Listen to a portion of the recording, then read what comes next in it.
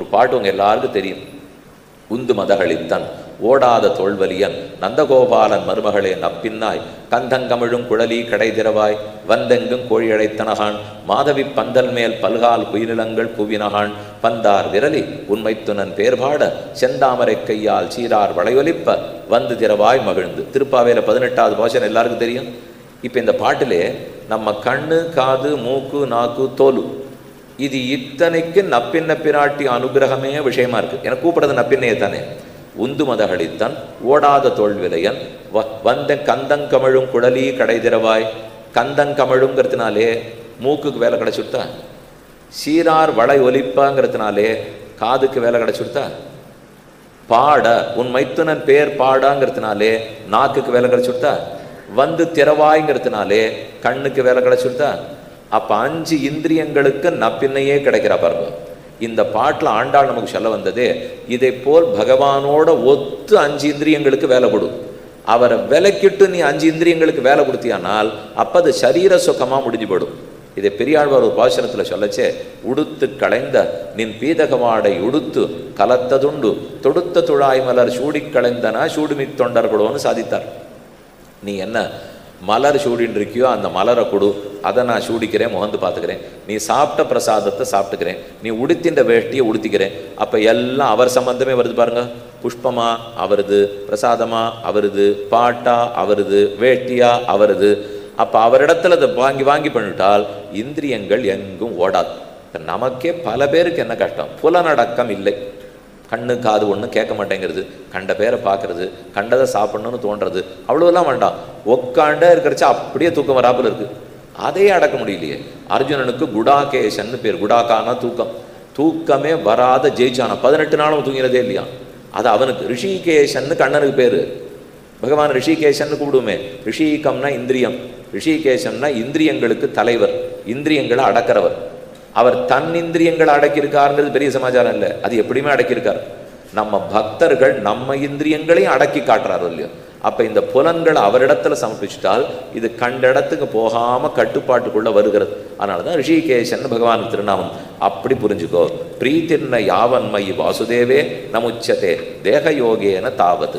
அப்ப வாசுதேவனிடத்திலே பிரீத்தி செலுத்துங்கோள், அப்போதுதான் தேகமும் கட்டுப்பாட்டுக்கு வரும், ஆத்மா கட்டுப்பாட்டுக்கு வரும். அப்படி இல்லாமல் ஹம்சே குரோ மயி பக்தியான் விருத்தியா விதிஷ்ணயா துவந்த திதிக்ஷயாச்ச சர்வத்திர ஜந்தோர் வியசனாவகத்யா ஜிக்யாசையா தபசேகான விருத்தியா.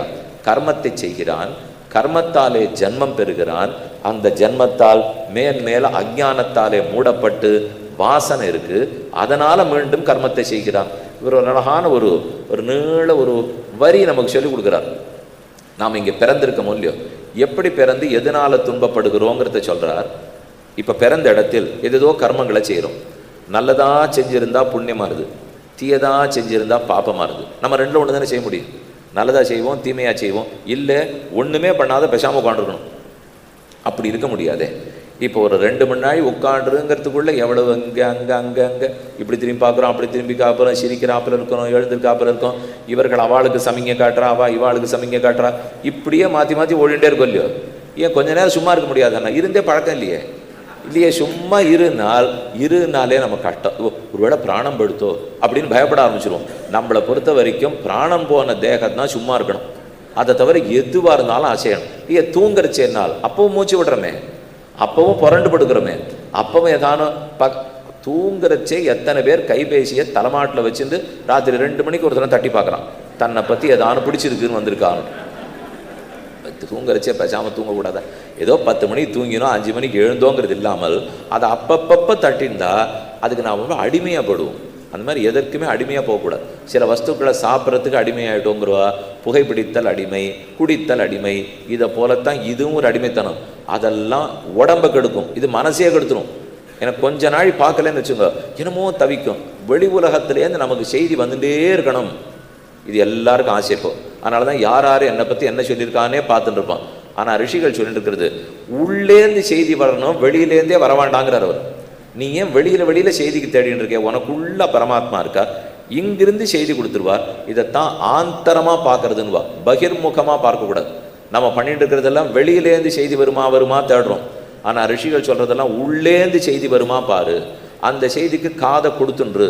இப்போ நம்ம உள்ளே காதை கொடுக்கலைன்னால் இப்படி இருக்கே, இது இந்த வேலை இதே ஒரு பகல் 12 மணிக்காக இருந்துன்னு வச்சுக்கோ, ஒரே சத்தமாக இருக்கும். நான் பேசுகிறது இன்னும் கொஞ்சம் சத்தம் வச்சா தான் கேட்கும். இப்போ ராத்திரி 1 மணிக்கு இங்கே வாங்க, அதே 1 மணிக்கு நான் பேசினேன்னால் இதுவே ஏன் இப்படி பேரரைச்சலாக இருக்குது, சத்தத்தை குறையும் அப்படிங்கிற மூலியம். அப்போ வெளியில் நிறைய சத்தம் இருந்தால் சத்தம் கேட்காது. அப்போ வெளிச்சத்தத்தை குறைச்சுட்டா சின்ன சத்தம் கூட நன்னா கேட்கும். அதை போல் நம்ம எங்கெங்கேயோ கண்ணு காது மூக்க திரிய விட்டுட்டா இவர் உள்ளேந்து பேசுகிற குரல் சுலபத்தில் கேட்கவே கேட்காது. அந்த சத்தத்தெல்லாம் அடக்கினா தான் உள்ளே இருக்கிற சத்தம் காதுலேயே படும். அதுக்கு பாத ராத்திரியானா நள்ளிருள்ங்கிற பாருங்க, நள்ளிருள். அதை போல் இருட்டாக இருக்கிற சமயத்திலே வெளிச்சத்தம் குறையறாப்புல நாம் பண்ணுறது தான் தியானம் யோகம்னு சொல்கிறோம். யோகம்னா என்ன, தியானம்னா என்னென்னா வெளி சத்தத்தை குறைக்கிறது, உள்ளே இருக்கிற சத்தத்தை காதில் படும்படி பண்ணுறது. இது தானே பெருமாள் என்ன பேசுகிறான்னு தெரிஞ்சுட்டு போகிறோம். அப்போ ஆந்தரமாக பார்க்க வேணுங்கிறத யோகி சொல்லி கொடுக்குறார். மத்கர்மபி மத் கதையாச்ச நித்யம் மத் தேவ சங்காத்து குணகீர்த்தினாம்னே நிர்வைர சாமியோபசமேன புத்திராக ஜிஹாசையா தேக கேகாத்ம புத்தேகே. அப்படி நாம் பிறந்து நல்லதா செய்கிறோம் புண்ணியங்கள், தீயதா செய்கிறோம் பாவங்கள். புண்ணியத்துக்கு இன்பம், பாபத்துக்கு துன்பம் சேர்த்து சேர்த்து வச்சாச்சு. அப்போ பலத்தை அனுபவிக்கணுமா இல்லையா? இன்ப துன்பங்களை சேர்த்துட்டா அதற்குரிய பலம் அது இதே ஜென்மத்தில் அனுபவித்து முடிக்கிறதா இருந்தால் தேவையில்லை. ஆனால் ரொம்ப நிறைய சேர்த்துருக்கோம். எதை புண்ணியத்தையானால் இருந்தால் தேவையில்லை, யார் வேண்டான்னு சொன்னேன். இப்போ புண்ணியத்தை நிறையா சேர்த்துருந்தாலும் அனுபவித்து முடிக்கிறச்சே இந்த வாழ்க்கை போகிறலன்னு வச்சுக்கோ, பெருமாள் கணக்கில் வச்சுக்கிறார். அடுத்த ஜென்மம் எடுத்துக்கோ, புண்ணியத்தை அனுபவிச்சுக்கலாம், பாபத்தை அதே மாதிரி அனுபவிக்கலாம். அப்போ புண்ணிய பாபத்தினுடைய பாக்கியை அனுபவிக்கத்தான் அடுத்த பிறவி எடுக்கிறேன். எடுத்த இடத்தில் அதை மட்டும் அனுபவித்து முடிச்சுட்டேன்னால் ஆபத்தே இல்லை. ஆனால் அதை அனுபவித்து முடித்த இடத்துல இன்னும் சம்பாதிக்கிறேன் பாருங்க, அப்போ தான் மறுபடியும் அடுத்ததுக்கு போகிறது. 1ஆம் தேதி அன்னைக்கு கணக்கு புஸ்தகம் எழுத ஆரம்பிப்பா. பழைய பாக்கி வரவு போடுறாலும் இல்லையா? எத்தனை பேர் கடைக்காரங்க இருக்கா கேட்டு பாருங்க. இந்த பக்கம் பற்று வரவுன்னு போட்டுப்பா, பழைய பாக்கி பழைய வரவுன்னு எடுத்து இறக்கி எழுதணுமோ இல்லையா? கணக்காளர்கள்லாம் கேளுங்க. அதை போல் ஒவ்வொரு பிறவையும் நம்ம பழைய பாக்கி 10 வரவு எழுதுறோம். போது அதில் வரவுன்னா புண்ணியம், பற்றுன்னா பாபம், அது ரெண்டும் கணக்கு புதுசாக ஆரம்பிக்கும். இந்த மொத்த புஸ்தகத்தையும் மூடி பாக்கி 10 வரவெல்லாம் கிடையாது, மொத்தம் எல்லாருக்கும் பிரித்து கொடுத்தாச்சு. கடையை மூட போகிறதுனால இந்தா நீ இதை எடுத்துக்கோ, இந்தா நீ இதை எடுத்துக்கோ, பச்சும் கிடையாது வரவும் கிடையாது, முடிக்கிறோம் பாருங்க. அதை போல் பாபங்களையும் புண்ணியங்களையும் தீத்துட்டா தான் பரமபதம் போக முடியும். நம்ம பரமபதித்தார் மோட்சம் அடைந்தார்னால் புண்ணியம் ஓஹோன்னு இருந்ததுக்காக மோட்சம் போக முடியாது. பாபம் புண்ணியம் ரெண்டையும் தீர்த்துத்தான் செல்ல வேண்டும். இந்த விஷயத்தை தெரிஞ்சுட்டு அப்போ கர்மங்களை தொலைக்கிறதுக்கு பாடுபடணும். இதுக்கு நடுவில் வாசனான்னு ஒன்று படுத்தும். நம்ம வாழ்ந்து பழகி இருக்க முடியும். இந்த மாலை இருக்குது, இந்த மாலை இப்போ 1.5 மணி நேரம் போட்டுருக்கேன். இதை கயட்டோட 2 மணி நேரம் கழிச்சு இந்த உத்திரியத்தை மூந்து பார்த்தேன்னா வாசனை அடிக்கும். ஏன்னா இது 2 மணி நேரம் இருந்திருக்கோம் இல்லையோ? 2 மணி நாள் இருந்ததுக்கே புஷ்ப வாசனை அடித்தால் எத்தனை பிறவி இந்த சரீரத்துக்குள்ள ஆத்மா இருந்து இருந்து இருந்து பழகியிருக்கார். அது எத்தனையோ சரீரம், சிங்கம், புலி, மரம், செடி, கொடி, மண்ணு, மட்டை, மண்டபம், ஒரு மனித உடல், இத்தனைக்குள்ளே இருந்தால் இருந்து இருந்து இருந்து இந்த பிரகிருத்தியினுடைய வாசனை அது பேரில் ஏறி இருக்கும். அப்படின்னா இந்த சரீரத்துக்கு உண்டான வாசனை தான் அதுகிட்ட இருக்கும். அதனால தான் அவர் பிறந்த உடனே அழறா இருப்பாருங்க. யார் சொல்லி கொடுத்தா? ஒரு குழந்தை பிறக்கிறது அழணும்னு யார் சொல்லி கொடுத்தா? மலமூத்திரம் பெருக்கணும்னு யார் சொல்லி கொடுத்தா? பசிக்கிறதுங்கிறத யார் சொல்லி கொடுத்தா? அது வரைக்கும் பாடமே எடுக்கலையே. இதே சத்தகுணத்தை வளர்த்துக்கணும், நாராயணாய நமஹான்னு சொல்லணும்லாம் பிறந்த குழந்தை பண்ண மாட்டேங்கிறது. சிரிக்கிறது, அழறது, ஏதோ பண்ணுறது, பசிக்கிறது, அழறது. அப்போ கூடவே இப்போ நமோ நாராயணன்னு சொல்லலாம் இல்லையோ? அது வாசனா பலத்தில் வரமாட்டேங்கிறது. ஆனால் சாப்பிட்றது தூங்குறது மட்டும் வாசனா பலத்தில் வரும். ஏன்னா எந்த பிறவி எடுத்தாலும் அதில் சாப்பாடு உண்டு, தூக்கம் உண்டு, பசி உண்டு, தாகம் உண்டு. ஆனால் எந்த பிறவி எடுத்தாலும் நமோ நாராயண கிடையாது. அதனால தான் வாசனை ஒட்டிக்க மாட்டேங்கிறது.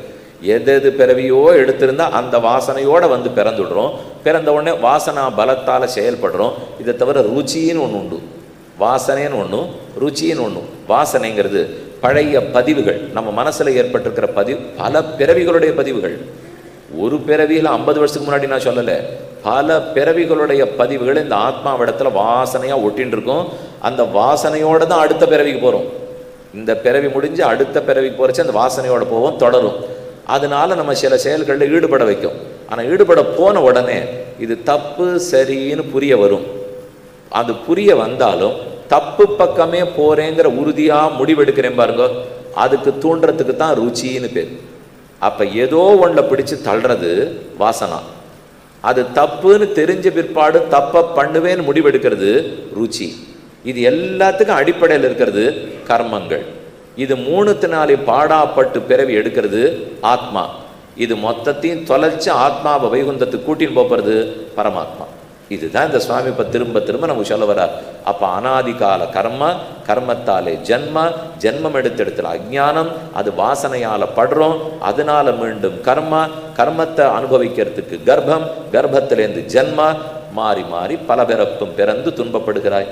சரி, அப்ப கேட்கிறா எல்லாரும், வெளியில வர்றதுக்கு வழி? நீர் பாட்டு கட்டத்தையே அரமணியா சொல்லியிருந்தீர்னா வெளியில வர்றதுக்கு வழி சொல்ல வேண்டாம், ரொம்ப சுலபம். ஏன்னா கட்டத்தை புரிஞ்சுக்கிறதுக்கு தான் அரமணி. எப்படி வெளில வரம்னா ஒரே சரணாகதி தான். அதே பெருமானுடைய திருவடிகளை தீர்க்கமா பற்று.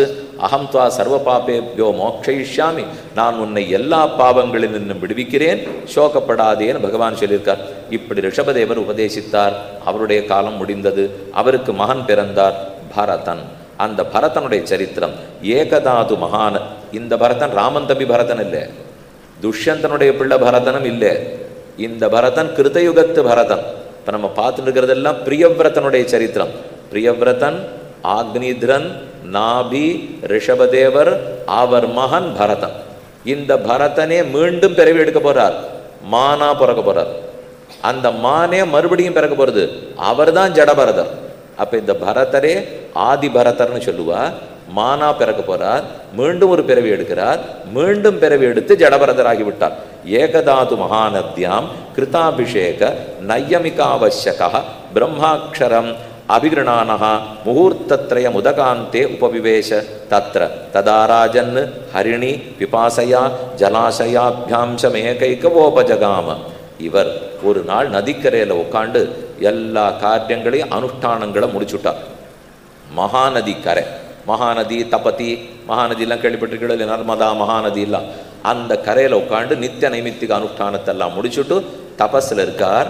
நன்னா பொழுது போயிருந்தது. அப்போ அந்த பக்கத்தில் அழகான ஒரு மான், பூர்ண கர்ப்பிணியாக இருக்கிற பெண் மான். அந்த மான் தண்ணீர் குடிக்கிறதுக்காக வந்தது. அது கடகடான்னு தண்ணீரை கொடுத்துட்டு இருக்கிறச்சு பக்கத்தில் ஒரு சிங்கம் வந்து நின்னது. அது ஓன்னு ஒரு கர்ஜித்தது. அந்த கர்ஜித்ததை பார்த்த மான் பயந்து உயிரை காப்பாற்றிக்கணுங்கிறதுக்காக தாவி குதிச்சு போச்சு. அது குதிக்கிற வேகத்தில் அதனுடைய கர்ப்பம் நழுவி தண்ணீருக்கு ஓரமாக விழுந்துடுது. இது இத்தனையும் அந்த கரையில் உட்காண்டிருக்கிற பரதர் பார்த்துட்டு இருக்கார். ஆஹா, யார் இந்த மான்குட்டியை காப்பாற்றுவா, அந்த சிங்கம் வேற வந்துடுத்தே என்று எழுந்து ஓடி போனார். ஒன்றும் இல்லை, பிராணிகள் ஜீவராசிகளிடத்தில் இருக்கிற ஒரு இரக்கம், அந்த அன்பினால போய் தூக்கின்னு வருவோன்னு போனார். குட்டி மான் குட்டி எடுத்துன்னு வந்து ஜாகிரதைப்படுத்தி வச்சுனுட்டார். அது எப்படியோ தப்பிச்சு அம்மா மான் ஓடி போச்சு.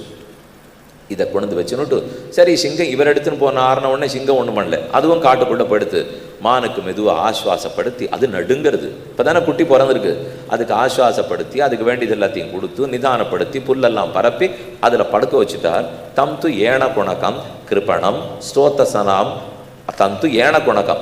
அந்த குட்டி மானை பார்த்து இவர் ரொம்ப ஆசையோட அகோபதாயம் ஹரிண குணக கிருபண ஈஸ்வர ரதச்சரிண பரிபிரமண ரயேண ஸ்வகண சுகிருத் பந்துபிய பரிவர்ஜித சரணஞ்ச மோபசாதாதிதோ மாமேவ மாதாபிதரோ பிராத்ருஜாத்தீன் யௌதிகாம் செய்வோபயேயாய நான்யங் கஞ்சன வேத. ஓ, இந்த குட்டி மான் எவ்வளவு பாடுபடும், உறவுக்காரர்களை பிரிஞ்செடுத்து அம்மாவை பிரிஞ்செடுத்து யாரோ ஒரு மனுஷங்கிட்ட வந்து சிக்கின்னு இருக்கு, கூடவே வந்த சிங்கத்தினால வேற இது பயந்து நடுங்கின்னு இருக்கு, நாம தான் இதை பார்த்துக்கணும் என்று பார்த்துக்கிறது சோறு ஊட்டினார், பாலாட்டினார். அப்படி க்ஷேமேணாஸ்மின்னாசிரமோபவனே ஷஷ்பாணி சரந்தன் தேவபுத்தம் திரக்ஷாமி அப்பிச்ச ந விருக்கா. நரி வந்து சாப்பிடக்கூடாது, ஓநாய் வந்து வேட்டையாடி போயிடக்கூடாது. இதை நம்ம பார்த்து செய்யணும்ட்டு மெதுவாக அவங்ககிட்ட ஒரு பற்றுதலை வளர்த்துனுட்டார். வளர்ந்தால் அந்த மான்குட்டி சிரிச்சா இவர் சிரிப்பார், அது அழுதா இவர் அழுவார். ஏற்கனவே பிரம்மம் சிரிச்சா இவர் சிரிப்பார், பிரம்மத்துக்கு பிடிக்கலைன்னா இவர் அழுவார். இப்படி தான் இருந்தார். ஆனால் இப்போ அப்படியே மாறிப்போய் அந்த மான் சிரிச்சா இவர் சிரிப்பார், மானுக்கு பசிச்சுன்னா இவருக்கு பசிக்கும், அது சாப்பிட்டா இவர் சாப்பிடுவார். அப்படி தானும் மானும் ஒன்னாட்டம் வாழ ஆரம்பிச்சிட்டார், வளர ஆரம்பிச்சிட்டார். இவருக்கு வயசாயிண்டே போகிறது. அப்படியே பிரம்ம தியானம் தபஸில் இருக்கிற எண்ணமெல்லாம் குறைஞ்சு மான்குட்டியை பார்த்துக்கிறதுல தான் இந்த சுவாமிக்கு எண்ணம் நிறைய இருந்தது. உயிர் பிரிய போகிறது, இவருக்கு வயசாகி விட்டது. அப்போ அவருக்கு ஒரே கவலை, இந்த மான்குட்டி இனிமேல் யார் பார்த்துப்பா, எனக்கு நாளாயிடுத்து, இது பெரிய மான் ஆயிடுச்சா கூட புலி வந்து அடிச்சுட்டா என்ன பண்ணுறது, பாம்பு வந்து சீண்டுட்டா என்ன பண்ணுறது என்று மானை பற்றியே நினைத்து கொண்டிருக்கும் போது உயிர் பிரிந்து விட்டது. போயிட்டார். போனால் இவர் எங்கே போனோம், இவர் பெரிய தபஸ்வியாக இருந்தார். அப்போ பிரம்ம தேஜஸோட விடுவிடுன்னு வைகுந்தத்தை நோக்கி அர்ச்சிராதி மார்க்கத்தில் போயிருக்கணும், போவே இல்லை. அடுத்த பிறவி ஷட்டுன்னு மானா பிறந்துட்டார். இப்பேற்பட்டவர் அறிந்தவர் தபஸ்வி அடுத்த பிறவி மானாக பிறந்தார். கண்ணனை கீதையில சொல்றார், அந்திய காலேச்ச மாமேவ க்ஷரன்முக்த்வா கலேபரம். கடைசி நிமிஷத்துல நீ எதை நினைச்சுன்னு உயிரை விடுறேங்கிறது முக்கியம் அர்ஜுனா. யோ மாமேவ அனுஸ்மரன், யார் ஒருத்தன் எம் எம் வாபி ஸ்மரன் பாவம் தியஜத்யந்தே கலேபரன் தம் தமேவைதி கௌந்தேய சதா தத்பாவ பாவிதா. எதை நினைத்து கொண்டு உயிரை விடுறையோ அதுவாகவே அடுத்த பிறவி எடுக்கிறாய்.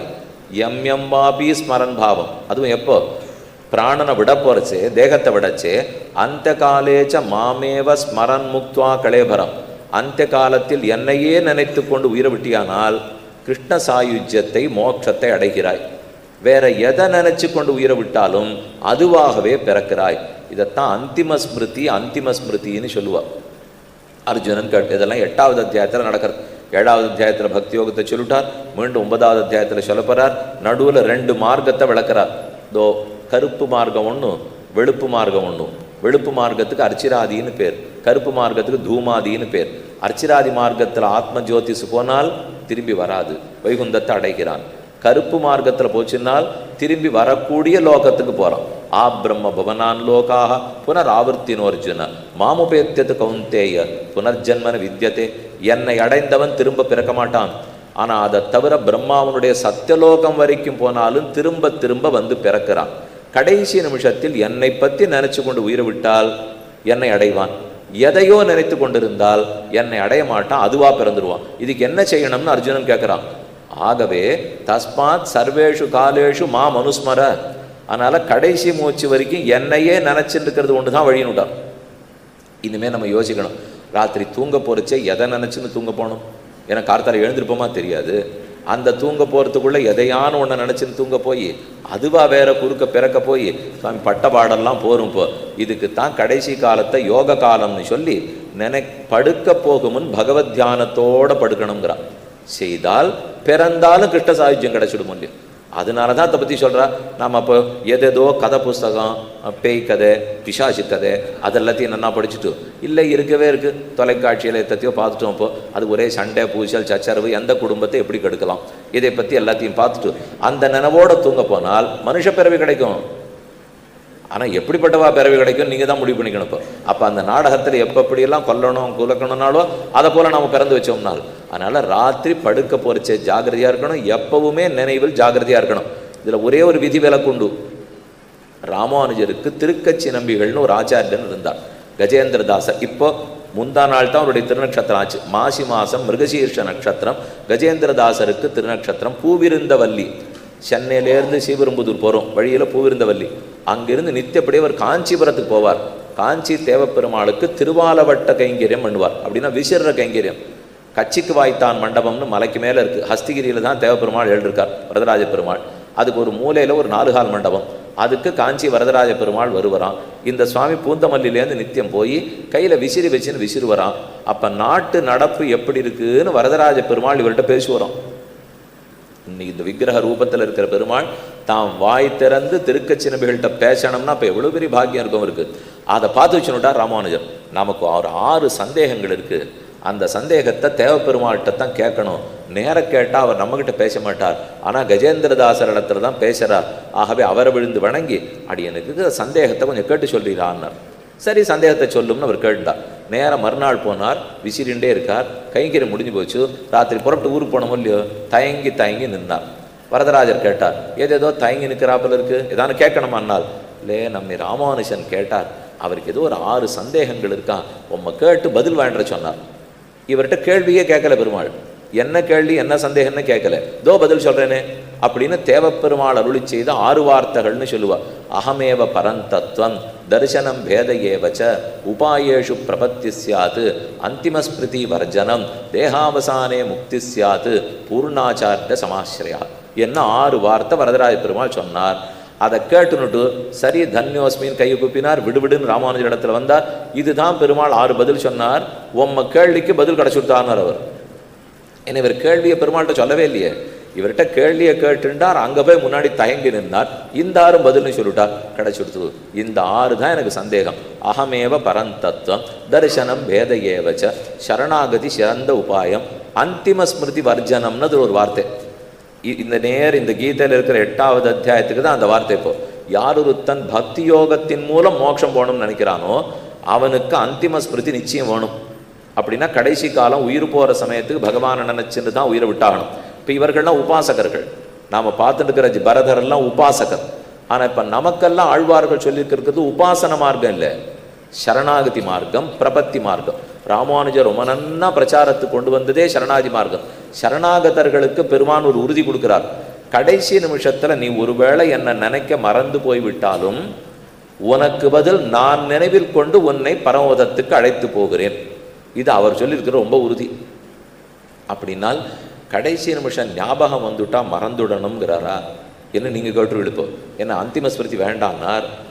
உபன்யாசம்லாம் முடிஞ்சுது, மெனக்கட்டு கடைசியிலேருந்து ஒருத்தர் வந்து எனக்கு ஒரு வேளை உயிர் போகிற சமயத்துக்கு ஸ்ரீமன் நாராயணன் நினைவு வந்துட்டால் நீர் என்ன விட்டுடணுங்கிறீரா?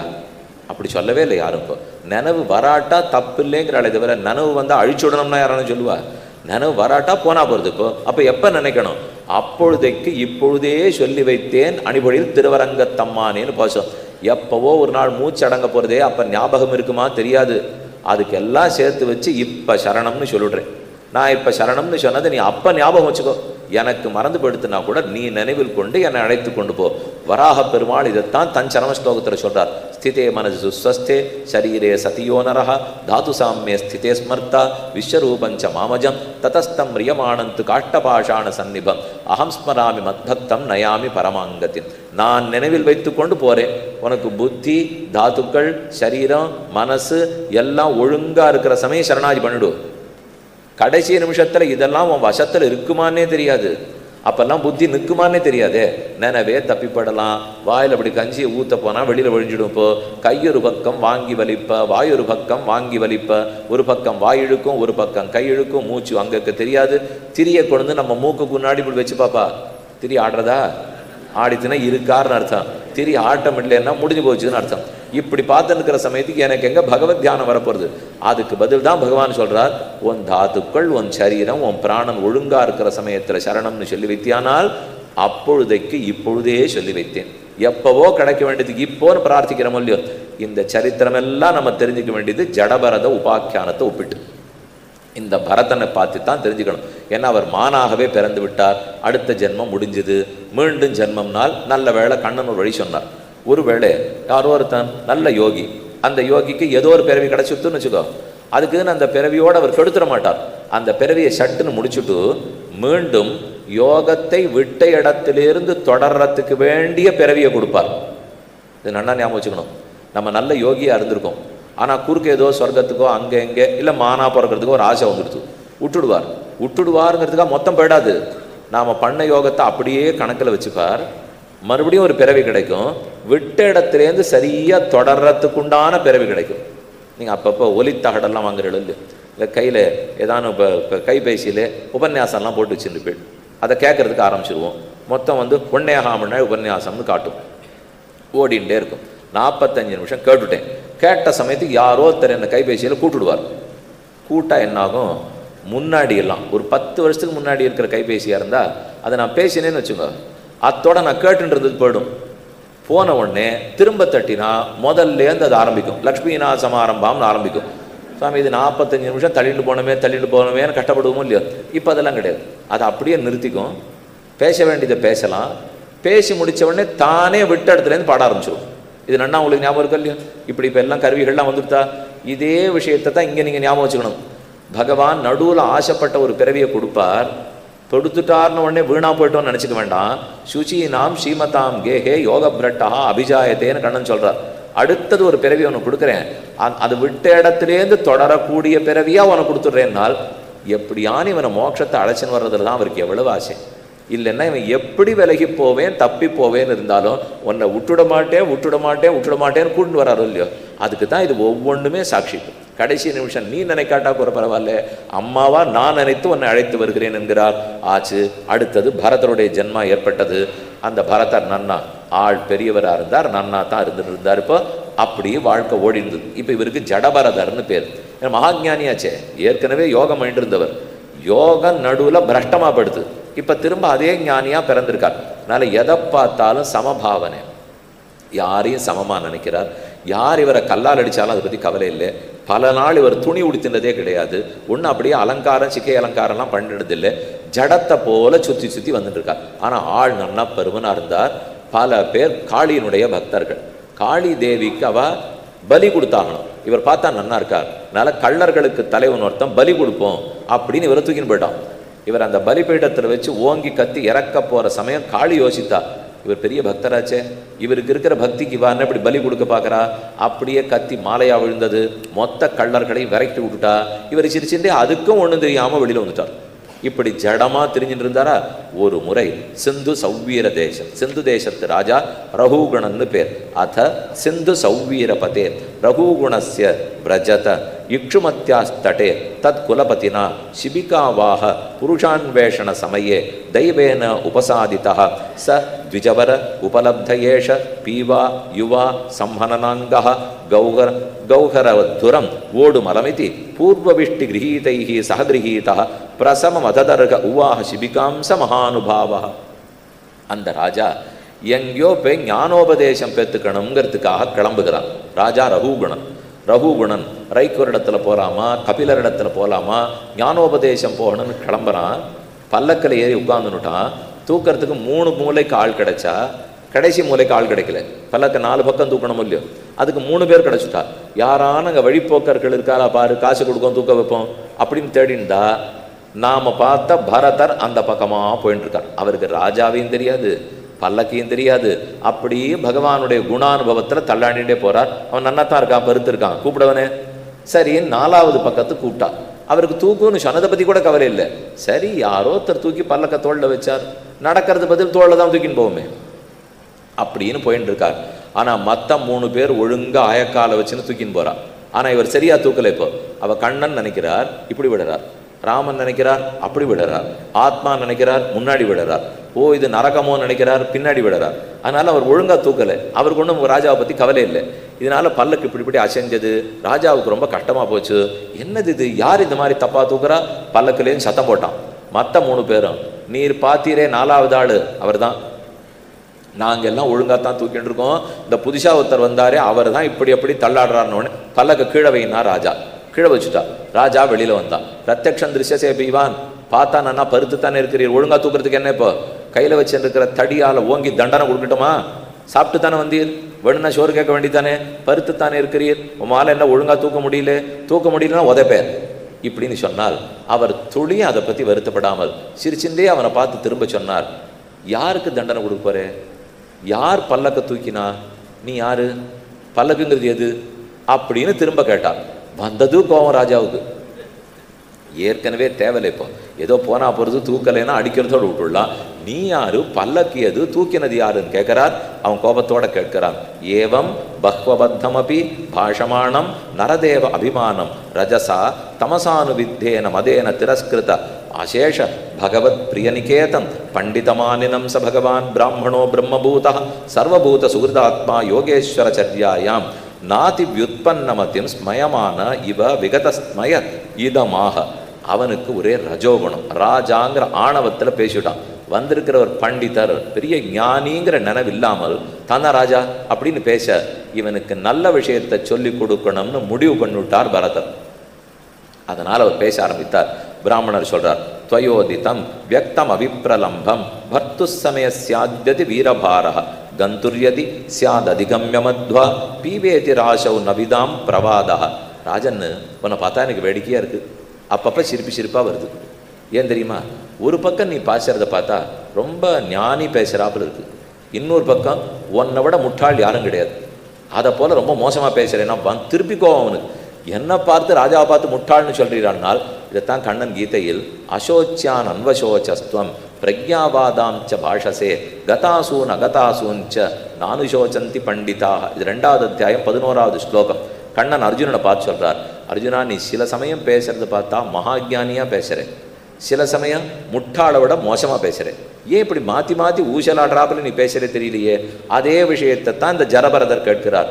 ஒரு பக்கம் ஞானத்தோடு பேசுகிற, இன்னொரு பக்கம் துளியும் ஞானம் இல்லை. நீ என்னமோ சொன்னியே, யார் யாரை தூக்கினா பாரு, நான் உன்னை தூக்கினேனா, ஏதோ அடிக்க போகிறேங்கிற, எனக்கு ஏதோ கஷ்டம்னு பருத்து இருக்கிறேங்கிற, மொத்தம் சம்மந்தம் இல்லாத பேசுகிற நீ.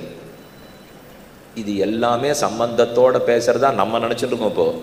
ஆனால் மொத்தத்துக்குமே சம்பந்தம் இல்லைன்னு தைரியமாக அவர் சொல்லிட்டு இருக்கார். ஏன்னு ராஜாவுக்கும் புரியல, இப்போ நமக்கும் புரியல. அவர் திரும்ப சொல்கிறார், பருத்து இருக்கிறாய், நன்றாக தூக்க வேண்டியது தானே, உனக்கு என்ன குறைச்சல், அடித்தா வலிக்குமா, தண்டனை கொடுக்கட்டுமா, இதெல்லாம் நீ கேட்ட. இதெல்லாம் யாருக்கு பண்ணுறதா இருக்க? நீ பருத்து இருக்கிறாய்னு சொன்னியே, நீங்கிற சொல் ஆத்மாவை குறிக்குமா உடம்பை குறிக்குமா? இப்போ நீன்னு என்னை பார்த்து சொன்னியே, நீனா ஆத்மானால் ஆத்மா பருமனாக இருக்காது, நீனா உடல்னா நீ பேசினதே அதுக்கு புரிஞ்சிருக்காது. கொஞ்சம் நன்னா கேட்கணும். ஒரே குழப்பராப்பில் இருக்கவர் என்ன சொல்கிறாருங்கிறத நிமிந்து உட்காந்து கேளுங்கோ, குழப்பம் தீர்ந்துப்படும். அவன் 8-10க்கு குழப்பறதெல்லாம் நீ சொல்லலாமா? எதோ இப்போ நன்னா குழம்பு பிரசாதம் கொடுத்தீங்கன்னா நன்னா இருக்கும், வாங்கிட்டு போடுவோம். அதை விட்டுட்டு குழப்பற விஷயத்த சொல்லிடலைனால் நான் என்ன பண்ணுவேன்? அதான் இப்போ வந்திருக்கு, இப்போ சேர்த்து என்னன்னு தெரிஞ்சுப்போம். அவன் சொன்னது பிரத்யக்ஷம் திருஷ்யத்தே பீவான், பருத்திருக்கிறாய்னு சொன்னீர், உடம்பு பருத்திருக்கு, ஆயாசம் வந்தால் உடம்புக்கு, தூக்கினது உடம்பு, தண்டனை கொடுத்து நீ அடிக்கணும்னா உடம்பு. இது எதுக்கு ஆத்மாவுக்கு சம்பந்தம் இல்லை. ஆனால் இது இத்தனையும் உதப்படுறது, வலிக்கிறது, தண்டனை, நீ சொல்கிறது நான் சொல்கிறது, இது இத்தனையும் அந்த உடம்புக்கு புரியாது. கேட்டுக்கோ, ஆத்மாவுக்கு தான் புரியும். அப்போ படுறதெல்லாம் உடம்பு, படுறேன்னு புரிஞ்சுக்கிறதெல்லாம் ஆத்மா. இந்த ரெண்டையும் சேர்த்து வச்சிருக்கான் பாரு ஒரு சர்வேஸ்வரன் உள்ளே. அதைத்தான் நீ புரிஞ்சுக்காம படுறேன் உதைக்கிறேன்னு சொல்லிட்டு இருக்க. ஆத்மாவுக்கு தான் வலி தெரியும், ஆத்மாவுக்கு தான் சந்தோஷம் தெரியும். ஆனால் ஆத்மாவனால் அடிக்க முடியாது, ஆத்மா பல்லக்க தூக்காது, ஆத்மாவுக்கு வலியும் தெரியும்னா என்ன? உடம்பு இருந்தால் தான் வலி தெரியும். உடம்பே இல்லைன்னா ஆத்மாவை எப்படி வலிக்க வைக்கிறது? உடம்பே இல்லைன்னா சந்தனத்தை எங்கே பூசி வேள், நன்னா சந்தனம் பூசியிருந்தா ஜில்லுன்னு இருக்குது, கமகமான்னு இருக்குன்னால் எது ஆத்மாவை கொண்டு வந்து சந்தனமாக பூச முடியும்? இல்லை என்னன்னா சிகை அலங்காரம் வேண்டாம், நன்னா இருக்குது. இது ஆத்மாவுக்கு ஒரு சிகை வேணும், அதுக்கு ஒரு அலங்காரம் வேணும். அதுக்கு வந்து கண்ணெல்லாம் வெயிலில் கொப்பளிச்சு போயிடுமா, அதனால் வெள்ளரிக்காய், தக்காளி இது எல்லாத்தையும் வட்டமாக வெட்டி கண்ணில் வச்சுன்னா ரொம்ப நன்னா இருக்கும் இல்லையோ? அது ரொம்ப பெரிய வைத்தியங்கிறப்போ அது ஆத்மாவுக்கு பண்ணால் குழுன்னு இருப்பாரான்னா அவருக்கு மேலே அவ்வளோ பெரிய இடம் வேணுமே. ஆத்மாவே இவ்வளவு சூக்ஷ்மமாக இருக்கார், அதுக்கு எங்கே வெள்ளரிக்காய் வைக்கிறது, எங்கே தக்காளி வைக்கிறது, எங்கே களிம்பை பூசுறது? அப்போ எதை பண்ணி ஆத்மாவை திருப்திப்படுத்த முடியாது.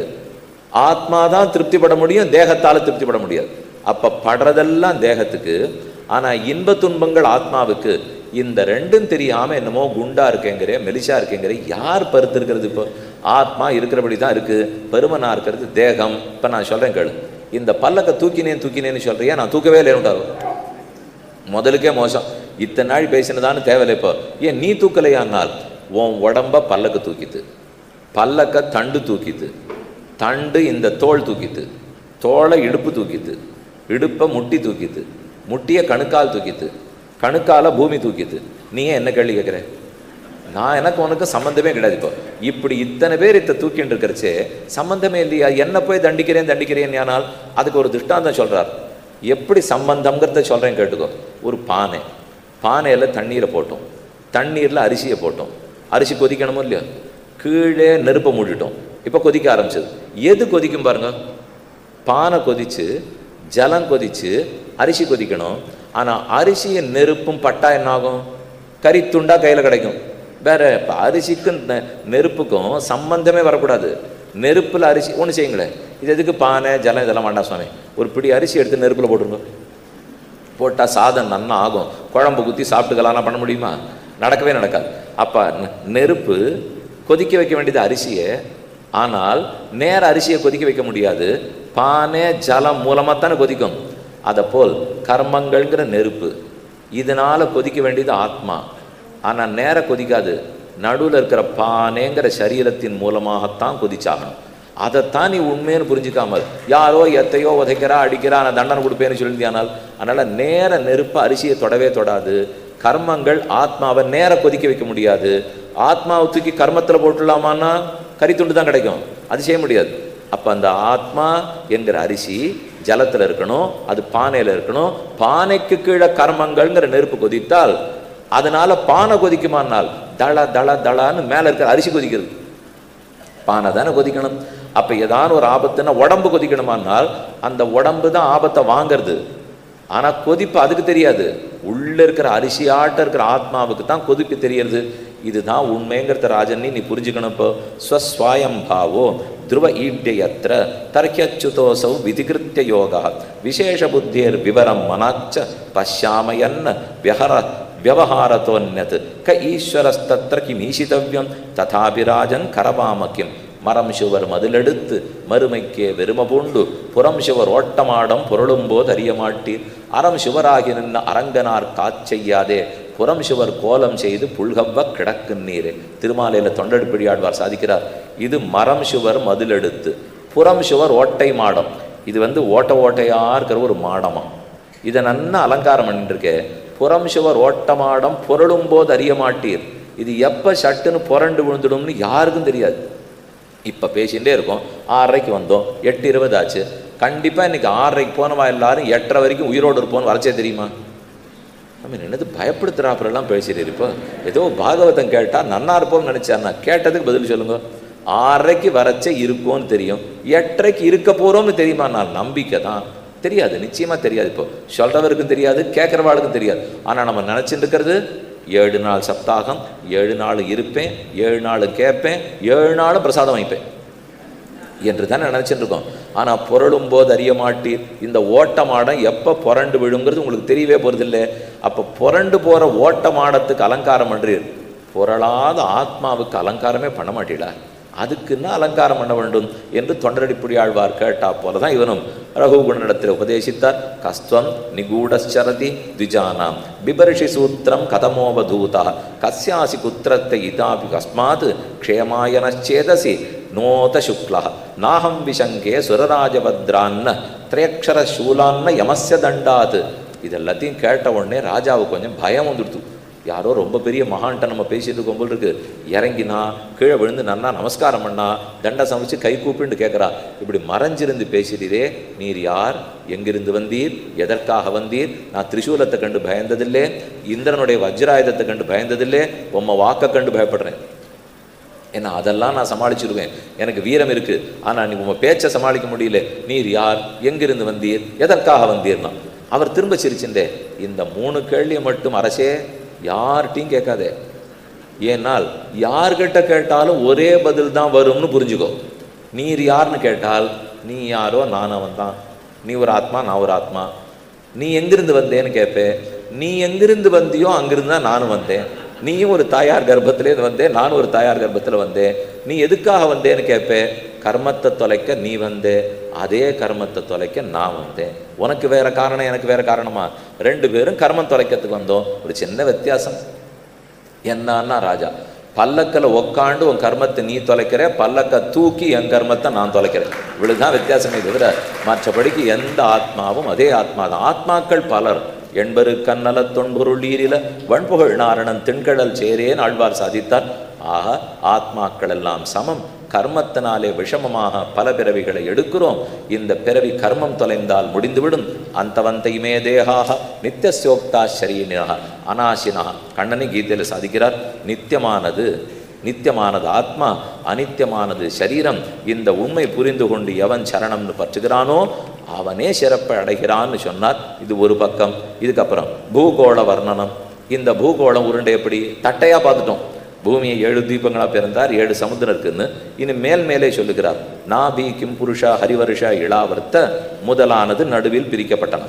இதற்கப்புறம் கீழ்லோகத்திலேருந்து மேலே போனால் துருவ மகாராஜா எங்கேயோ இருக்கார். கிரகங்கள் எல்லாம் பல இடத்துல இருக்குது. சூரிய பகவானை பற்றி வர்ணித்து அவருடைய தேர் இப்படி அப்படி எப்படி போகுங்கிறத பற்றியும் விளக்கமாக சொல்லிட்டார். அதுக்கு நடுவில் சொல்லச்சே கிம் புருஷான்னு ஒரு வருஷம். நாம் இருக்கிறது பாரத வருஷம் இல்லையோ, அதில் நடுவில் கிம்புருஷ வருஷத்தில் தான் ஹனுமான் இருக்காருன்னு சொல்கிறார் பாருங்க. இப்போவும் ஆஞ்சநேயர் சிரஞ்சீவியாக இருக்காருன்னு சொல்லுவோமே, எப்போதும் அங்கே இருக்காராம். கிம்புருஷே வருஷே பகவந்தம் ஆதிபுருஷம் லக்ஷ்மணாகிரஜம் சீதாபிராமம் ராமம் தச்சரண சந்நிகர்ஷாபிரதா பரமபாகவதா ஹனுமான் சஹ கிம்புருஷை அபிரத பக்தி ரூபாஸ்தே.